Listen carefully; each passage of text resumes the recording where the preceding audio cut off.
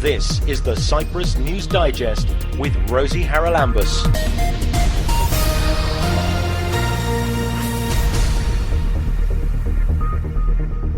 Coming up this week, how to find out if your car is on the recall list and shouldn't be driven. For all these recalled vehicles, we have issued a recommendation not to be driven. It's a recommendation, it's not an order. We have not withdrawn their type approval nor their traffic license. We have for some cars. We have done that for cars for whom the manufacturer's recommendation is do not drive. And we discuss the destruction of our architectural heritage. What, if anything, can we do to save remaining important buildings from the bulldozers?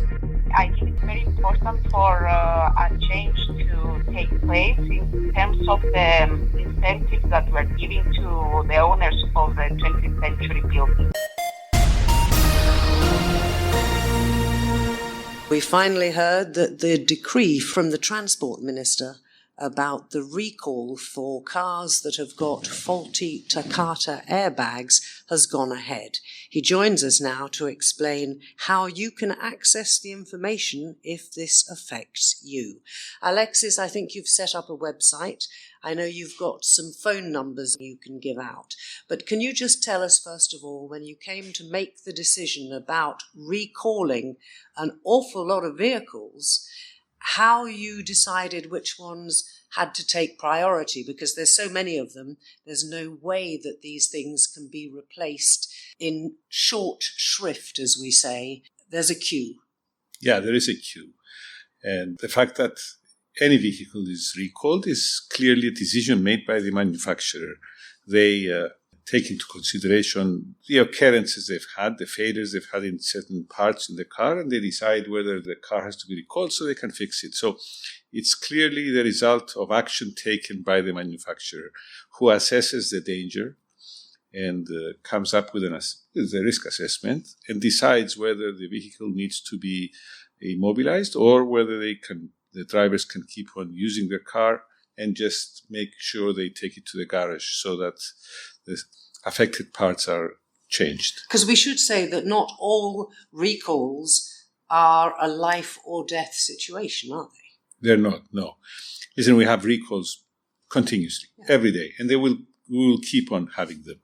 The thing is that what we need to have is a way whereby owners are informed of the recalls, because in Cyprus, this is not really the case. For all so-called grey cars, the cars are manufactured to non-European standards and they're imported as second-hand usually in the country. There is no direct link with the manufacturer, so the manufacturer usually doesn't even know that the car is in Cyprus. Do they legally have a responsibility for those cars? Well, actually what the law says is that whoever places a product on the market for the first time is considered to be the manufacturer. Let's clear this Yeah. up. Does that mean the importers of all these second-hand cars, you see them all over the place? Yeah, for purposes of recalls and whatever else needs to be the responsibility of the manufacturer along for the remainder of the life of the vehicle, then the company that imports, that actually requests a type approval from the government and then places a product on the market, then they are considered to have assumed the responsibility of the manufacturer. Wow, that opens a whole new can of worms, but let's not go there at the moment. Let's talk instead about the Takata airbags, many of which were fitted to cars that came in as brand new by, let us say, agents and importers who are manufacturers' representatives. Yeah, well, the legal term is distributor, because they are not representatives. They just receive products and they distribute them. So the responsibility for the recall lies with the manufacturer, and they undertake all the costs for the replacement, including labor and parts.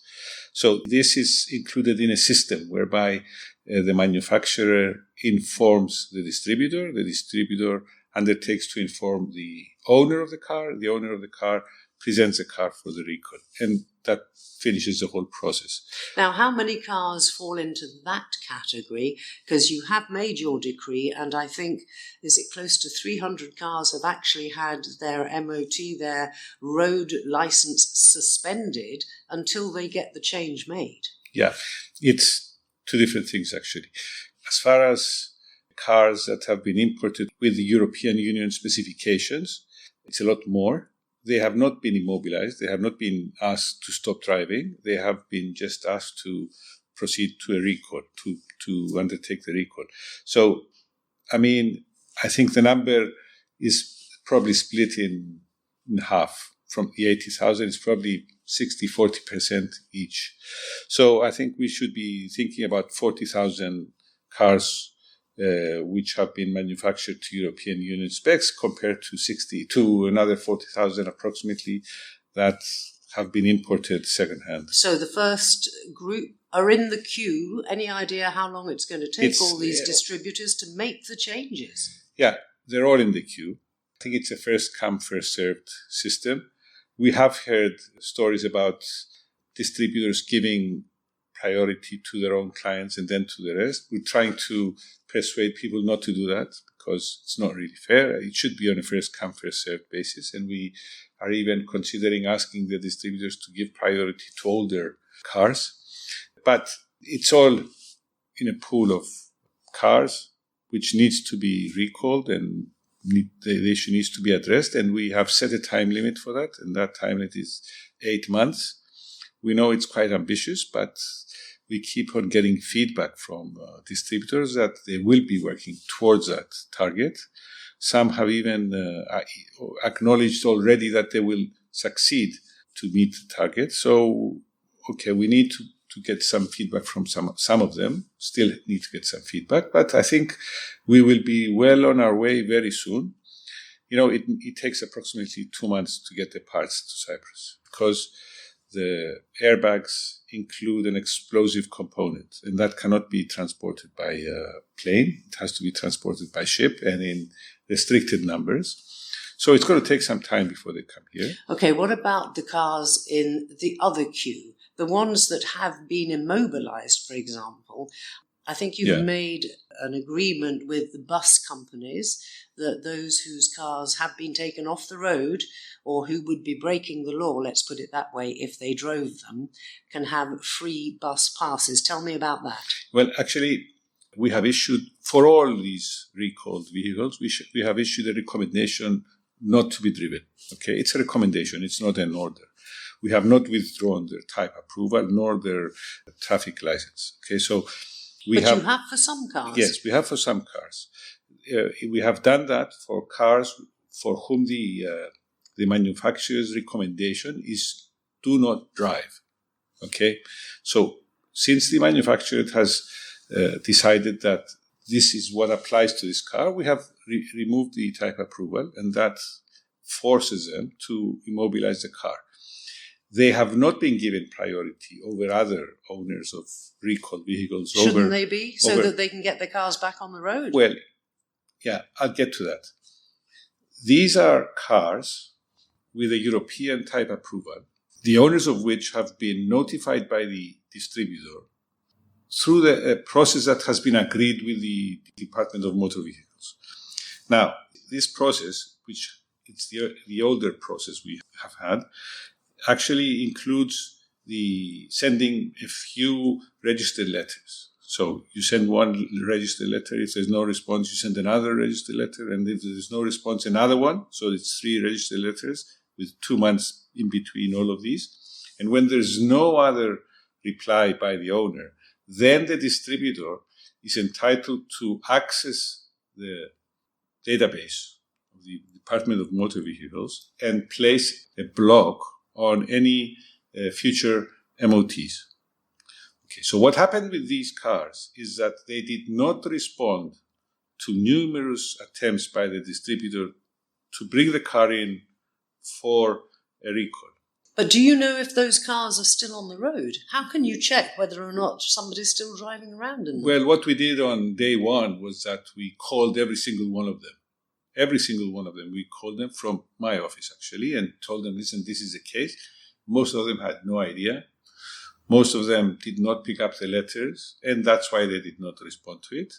And I understand that they all immobilized the cars after that, and they have applied to the distributors to have their cars recalled.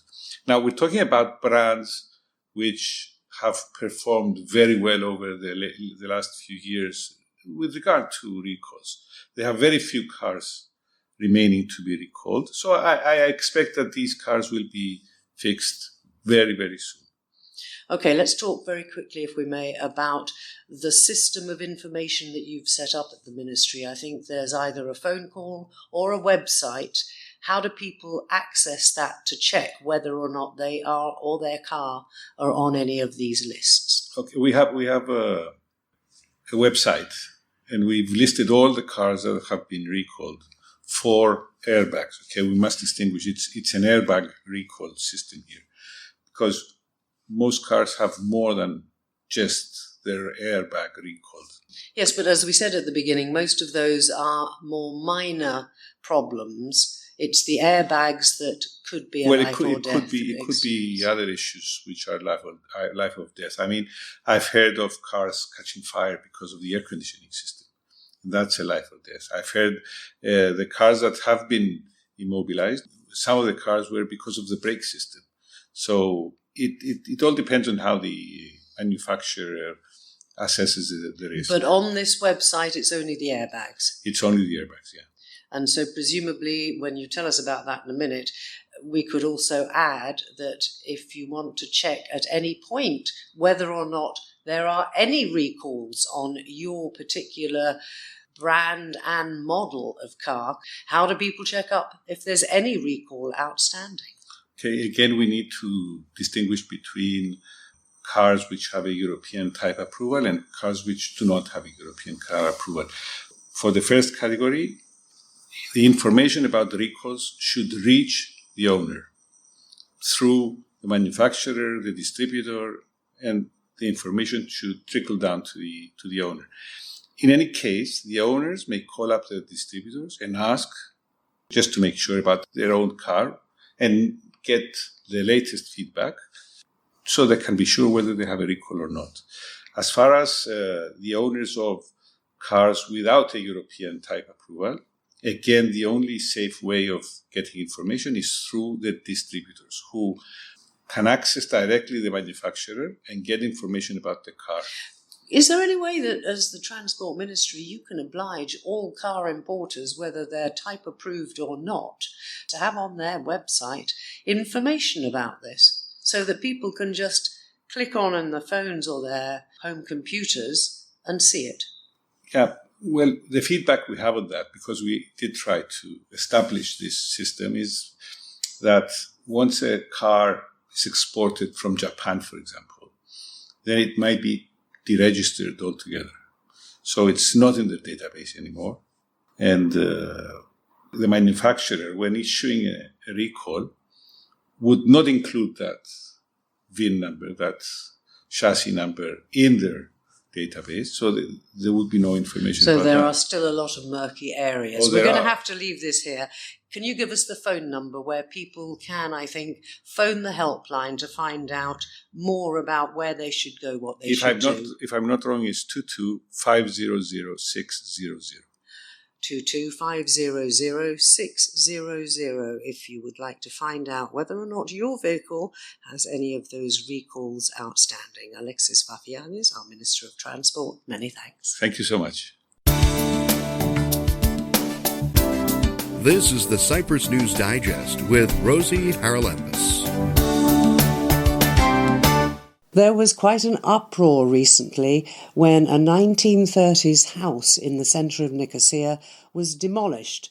As usual, in the evening, it seems to be when people do tend to send in the bulldozers if they want to get rid of a house that a lot of people think should have been protected. We're joined on the programme this week from ETEC, that's our technical chamber in Cyprus, by Andri Georgiou. Andri, you're on a committee, I think, that deals particularly with the more modern houses that should, you think, be protected. Can you just explain what that committee does and indeed what ETEC can do in general about preserving the architectural heritage of Cyprus? First of all, I would like to tell you that this committee is part of a series of committees that ETEC is organizing to deal with various issues related to Cyprus problems and how the engineers can help in those problems. The committees are starting their work every 3 years, and they have specific targets that they try to work with. Our committee started for the first time last September 2024, because ETEC saw the need to preserve the cultural heritage of the 20th century, the most modern cultural heritage of our built environment. These buildings are not recognized for their cultural and historical value, and they are many times demolished. And ETEC decided that we need to give more emphasis on these structures and help acknowledge their value by the wider public. Okay, we're talking about Bauhaus and that sort of thing, aren't we? We have quite a lot of what I suppose now is known as modernist architecture in Cyprus. Yes, it's the modernist architecture is what followed the traditional building techniques. It's when concrete started for the first time at the beginning of the 20th century, 2024 in Cyprus, and it's buildings mostly with reinforced concrete, but it's also somewhere in the middle between maybe masonry walls and the reinforced concrete slabs, but also 8-story buildings, the first multi-story buildings built in the 50s or 60s in Cyprus. A lot of people would say, well, they're quite ugly, these buildings. Why should we preserve them? This is a problem, actually, because the public does not recognize the cultural and historical significance of those buildings. They are a part of the history of architecture, but they are also part of the social and changes in the Republic of Cyprus. So we see the first multi-story buildings being related to the modernization of the society, to the new state that was created in the 1960s in Cyprus, ministries, places where change in social things was happening. So they are part of our history, and they have created the built environment that we were raised and worked with inside. I want to talk to you also about the older buildings in Cyprus. Now, I read an article in the local press this week that said that buildings that are over 100 years old are automatically on a preservation list. Is that true? I had been under the impression that buildings only became listed if the owners decided that they wanted to list them, or municipalities did it.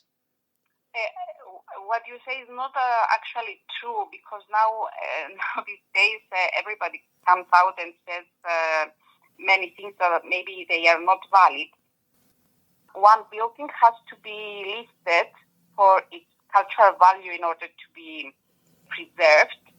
Nothing is automatically listed, but the town planning and housing department sometimes lists areas, big areas like the old city centers, where most of the buildings, they were built with masonry structures. So those buildings that are in an area of such importance, you cannot go and demolish them.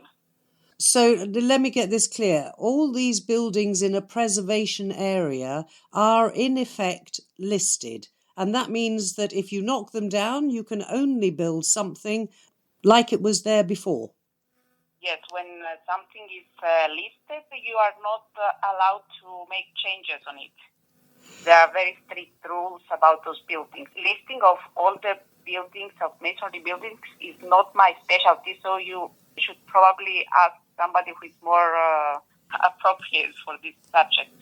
Okay, but let's go back to where your area of expertise is, and that is, as we said, in the buildings built in the 20th century. And of course, we tend to think that that was yesterday, but it is fast becoming history, isn't it? The first building with reinforced concrete in Cyprus is the Melkonian educational complex, which was built with concrete in 1924. So they are at 100 years old, and they are definitely part of the history as they are combined with historical events that were taking place at the time. How much influence does ETEC have in these areas? I mean, when it comes to saying this should be preserved, that should be preserved.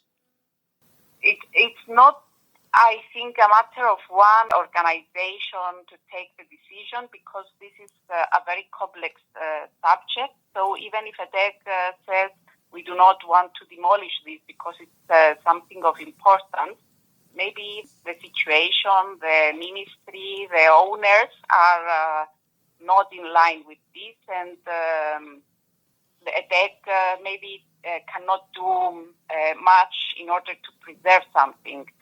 But we are trying to influence through our scientific work. So at the moment we are making a list as experts in order to find the buildings that should definitely be preserved from the 20th century. And we're going to prepare specific reasons and things that will help the town planning and housing give expert results in order to guide this preservation of the building.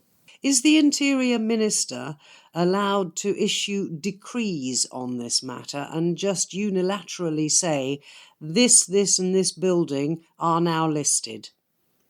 Yes, the minister can do that, but afterwards the owner of the building is allowed to go to the court against this decision. So the Department of Planning and Housing is usually trying to get the approval of the owner and convince the owner that the building is very important and we want it to be preserved.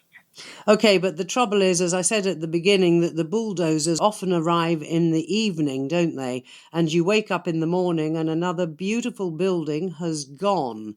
Now, is a ministerial decree, even if it goes to the court, at least putting that demolition on hold until the court makes its decision? The demolition does not happen by its own. There must be an approval by the local municipalities. They have been quite quick in many cases at saying, yes, all right, go ahead, haven't they? Yes, but the issue is that the owner should find incentives from the government that will be attractive enough for him not to go ahead and demolish the building. Well, there are those incentives in place, are there not? I mean, they've been there for years. The problem is that the incentives are specific for the masonry building. So say, for example, that you are allowed to get 100,000 euros for the repair of your structure. But if you have one or two stories of a masonry structure, this 100,000 might be okay. But if you have an 8-story building that you have to repair and bring up to date with the current seismic and other codes, this is not possible. So I think it's very important for a change to take place terms of the incentives that we're giving to the owners of the 20th century buildings. So you reckon that for the mud brick buildings that are all over Cyprus and the oldest structures that we have, generally speaking, the incentives are sufficient, but you want bigger ones for the more modern buildings? Yes, actually they are more than sufficient. I think we have one of the best systems in relation to the masonry structures for incentives, but they are not enough. They have problems when we are talking about 20th century multi-story heritage. Now, that list I know that is being prepared is presumably going to go to the Minister and the Town Planning Department. How quickly do you think you might get answers on this? I think we are in coordination with the Town Planning Authority, so we are hoping that soon in the next maybe month, we are going to start sending our reports for each building in small numbers, maybe 15 and then another 15, so that they can start listing buildings as soon as possible. Before we lose any more of them. Yes, and we hope that this will be finalized, finish of this procedure in the next 6 months. Well, we hope so too, because it's absolutely awful to see some of our architectural heritage just vanishing overnight. Andri Georgiou from the Technical Chamber ETEC, many thanks for bringing us up to speed on the current situation. Thank you. Thank you very much for having me and for sharing this importance of the cultural heritage with the general public. That is Andri Georgiou from the Technical Chamber ETEC. And just to be sure that we're clear on all this terminology, I asked architect Zoe Lordos to join me to explain briefly the difference between a preservation area, which is also known as a special character area, and a listed building. The listed buildings are units. They are buildings. They are not areas. The special character areas are areas that are designated by the planning department, the architectural heritage branch, as areas that need to be conserved. These areas, for example, the new municipality of Nicosia has 8 or 9 of them. These areas are usually the historic nuclei of the villages, like Lepka, Katodris. Those are special character areas. Then we have the Agios Andreas special character area, that they have significant buildings as a group, that we have to retain the urban fabric of that neighborhood. How is that urban fabric maintained? I mean, can people still demolish houses? And if they can, what is allowed to be built to replace it? If they are listed buildings, you cannot demolish them. If there are buildings that are not listed and they are in the special character areas, you cannot submit a building permit for demolition, but first a planning permit for demolition. And if it's approved, then you can proceed to the building permit. Usually, you cannot demolish a building in the special character area if it's not listed, unless you propose something that matches the character of the streets, the setbacks of the streets, and the volume of buildings in that street. And it has to be similar in character and materials as the remaining buildings in that street. But if it's a listed building, then it cannot be demolished at all, is that right? No, it cannot be demolished at all. But there is another category. Is this ancient monuments? Ancient monuments, it's buildings that are really significant buildings, like old water mills or churches, right? That they can be restored through the supervision of the Department of Antiquities, as not the planning office. Those are more important monuments. Now, then you have the monument classification B, which is, for example, the whole old Nicosia within the walls. So how come we have that huge new archbishopric building there, the church, and indeed a very modern municipality. I don't know the requirements of the municipality. It's a good question. For example, the new church, the planning process of it went for 10 years or more because people were objecting to it because of its modern character or its volume. But then there was a proposal that they would add a public parking for everybody for free in the basement. And that way, I guess it got approved. It does seem to me that we have all these different designations, but if push comes to shove and somebody really wants to replace something, there isn't a great deal anybody can do about it. Well, there is another category. It's called the heritage buildings that are not listed. The one that was demolished recently, it was a heritage building. There are 30 or 35 of them in that central business district planning zone in Nicosia. And the only incentive to keep them is that if you keep it and you build your unlimited density and unlimited building height building, you will save the parking spaces required for that significant building area. If those buildings are declared listed, the restrictions for them are too many, and you cannot build anything that's above that building, the listed building. You cannot do things that affect its character. You cannot build something that superimposes in volume and in character the listed building. So that's an issue. And then the other issue is that we have those heritage buildings that are not listed, and you can demolish them without the requirement of a planning permit. I mean, it was demolished, and it was legally demolished. They could do it. You know what I mean? Well, all I know from what we've been talking about is that we'll have to talk at much greater length in the future about the fact that we keep paying lip service to saving our architectural heritage, and apparently anybody can get round it if they really want to. I thought about it a lot because I said everybody has to be happy. The landowner, the city, and our heritage. All of these have to be happy. And the way to do it is to give rights and different definitions to the heritage buildings that are not listed. For example, if a heritage building is not listed, that means you can get a benefit of additional density if you keep it and incorporate it in your tall building. Let's say you get 50% increase on density just by keeping it. Then you are not allowed to demolish it. Did I get you right there that you said you have to keep it in your tall building? So you're not going to see... You could.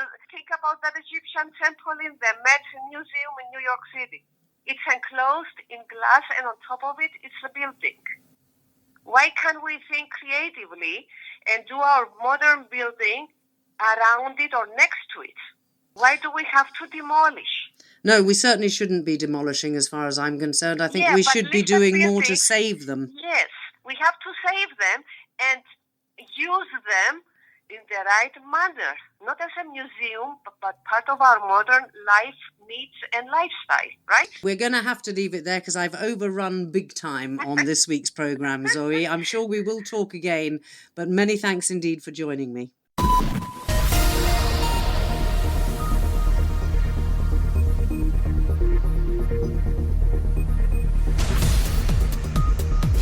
Well, that about wraps up this edition of the Cyprus News Digest. Many thanks for your company. Hope you'll join me next week. Till we meet again, take care and God bless. Bye-bye now.